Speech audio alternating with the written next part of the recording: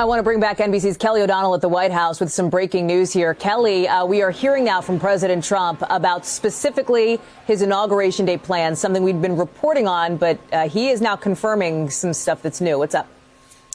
Well, the president is saying to those who have asked he will not be attending the inauguration on January 20th. It came in a tweet, so those Twitter privileges returned are coming to use for the president, who is announcing that he will not attend the inauguration of his successor, Joe Biden. He is yet to congratulate Joe Biden. He is yet to announce what is going to happen in terms of any meeting. It would seem unlikely that he will in any way greet his successor.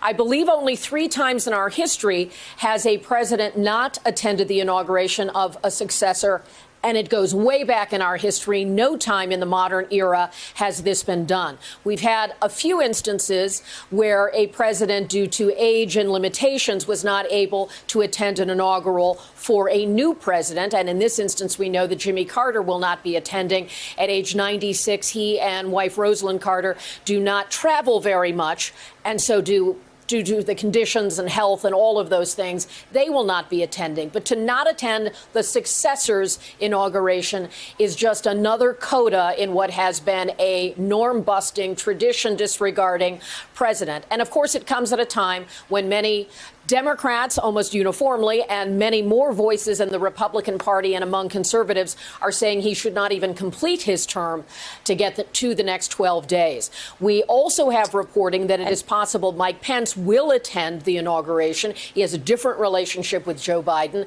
and his office has told us that if an invitation is extended to him, he would likely attend. So that would be another visible break between Mike Pence, who up until these events had been in lockstep and always loyal to President Trump, broke with him on the floor of the Congress for the tallying of the Electoral College votes at a time that erupted with all of the violence that we have seen. But the president ending one of the issues of suspense. He will not go January 20th. Hallie?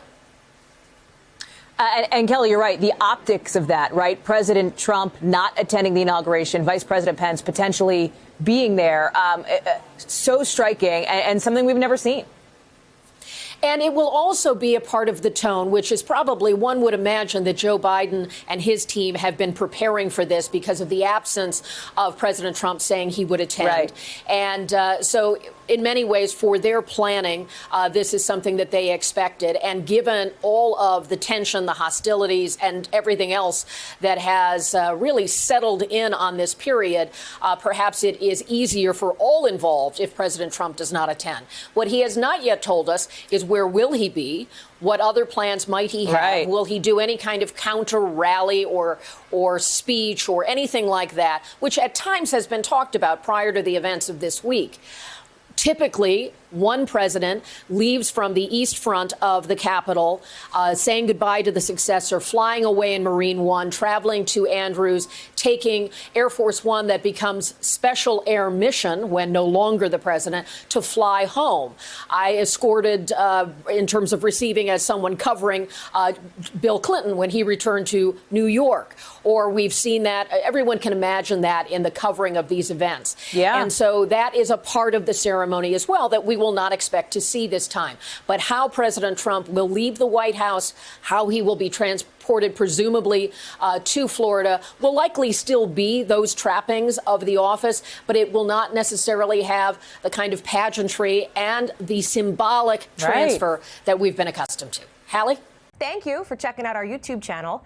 Why don't you subscribe? It's really easy. Just click on that button down there. And for more news from MSNBC, click on any of these videos here for the latest interviews and highlights. You can get more videos from MSNBC with our newsletters. Head over to msnbc.com/newsletters to sign up.